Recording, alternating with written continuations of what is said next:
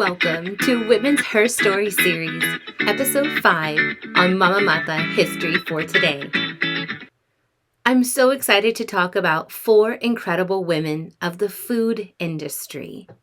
This is such an important topic to understand, and we're going to take a glance at over 100 years of change makers in the food industry.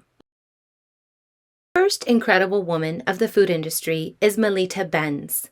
She was born in Dresden, Germany in 1873, known for her invention of the coffee filter. Yes, indeed, all this mom wanted was a good cup of coffee, and I can get behind that.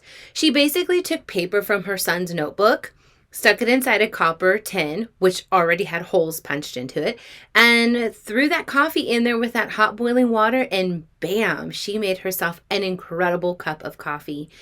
And it's an incredible story after that. She moves into having coffee luncheons, sharing this invention with women like her. Then she moves on to the patenting of this invention. Then she goes to showcases at different trade shows to where she eventually gets her own company.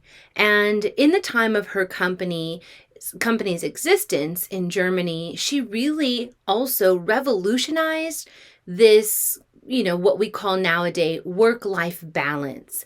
In other words, women were allowed to bring their children to work and they had daycare provided. Weekends were off. And so she really just approached her invention as a modern way of enjoying life through coffee. Melita Benz is an incredible woman of the food industry, because she took something that was maybe not the best circumstance for her to start her day, right? This cup of coffee.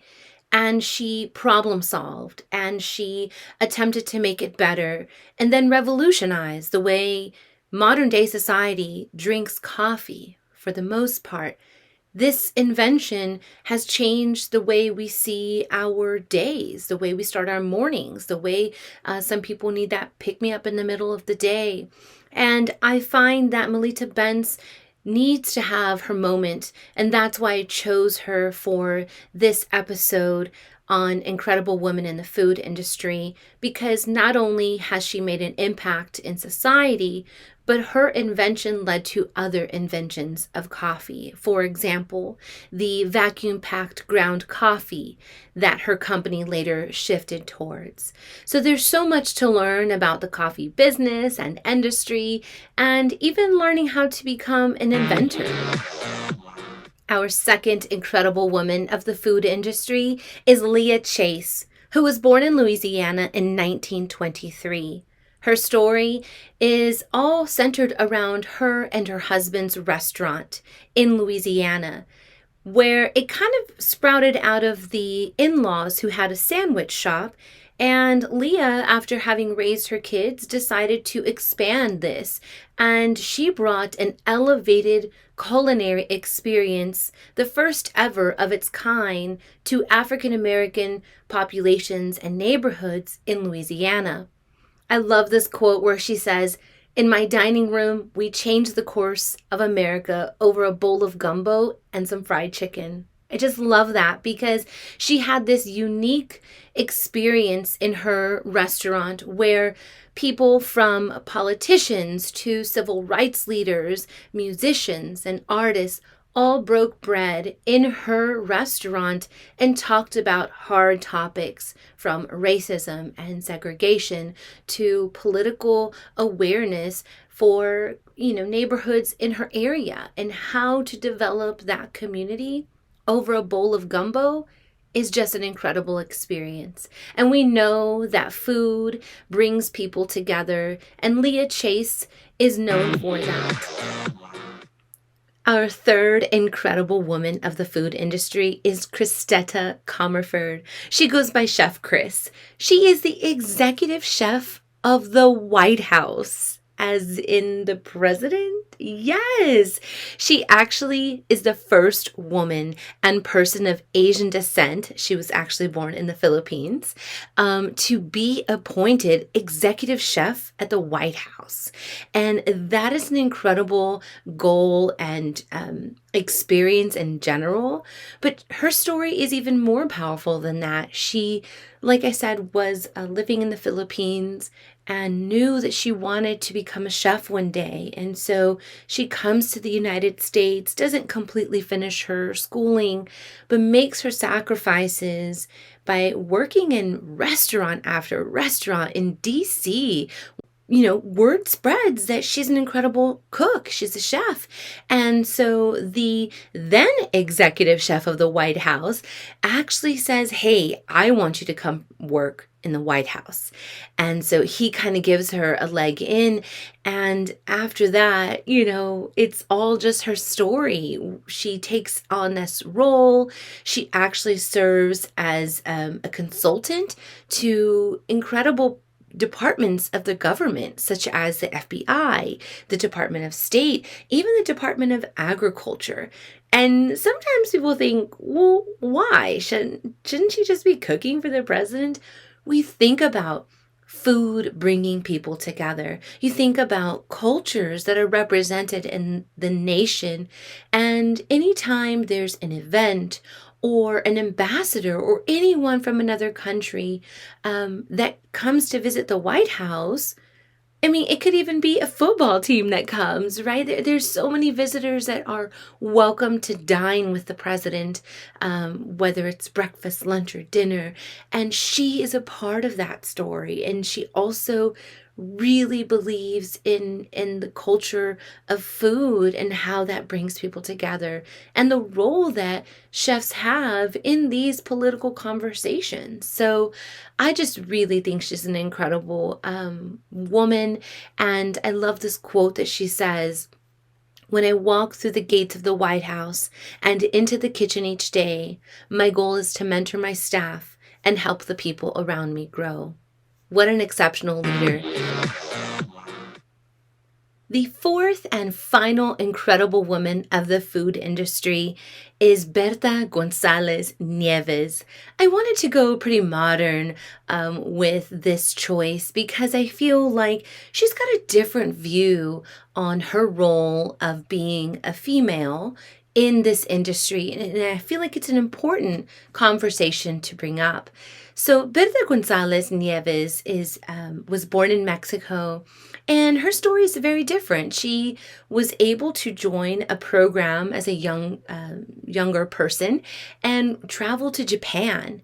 And while she was in Japan, she was actually an ambassador or a representative of her country of Mexico. And she said that when she went to Japan, she just was enamored with all of the attachment with food and drink to culture. And she knew that she wanted something for that in her life. She wanted to somehow bridge her language of the food and the drink of her family and of her nation and really create that into a modern experience for people.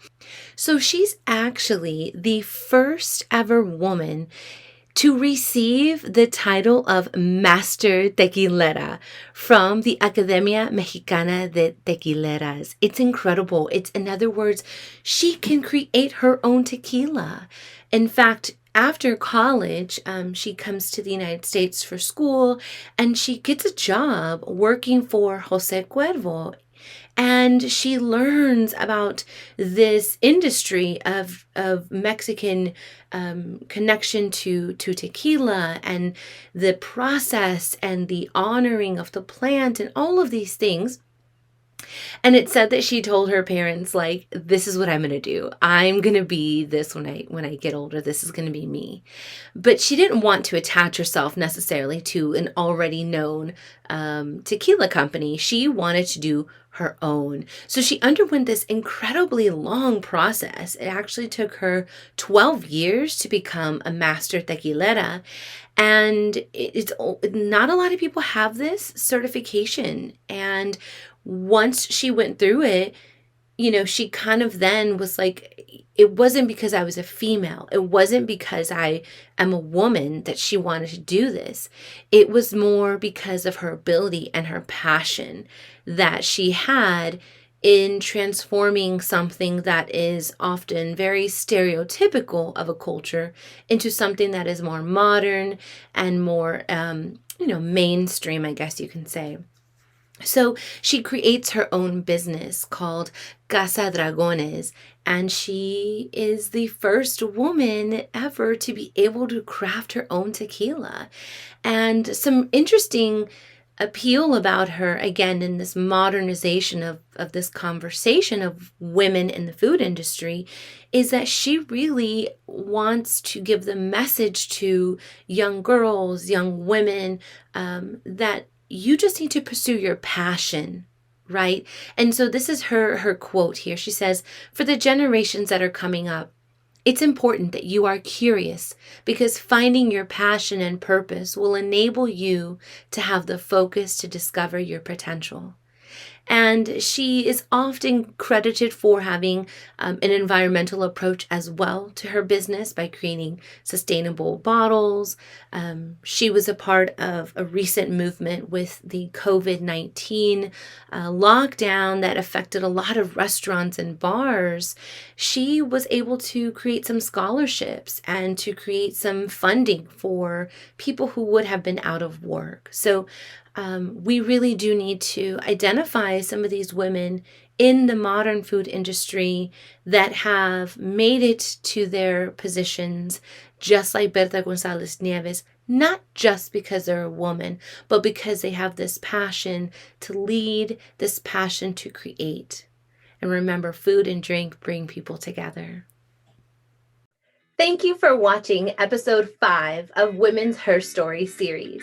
This topic got brought to me in an interesting way, and I thought, I could really dive into this. And finding some research that really kind of showcased a diverse set of women over the course of 100 years was just fascinating for me to dive into. And I just knew I had to share their stories with you. I hope that you connected to each one of them and maybe realized that, yes, food is so important for our existence, but it's also what brings people together. Food and drink are where conversations happen, where decisions are made. And I'm so proud to have shared this with you. Thank you for watching. And as always, please like, share, comment, and subscribe.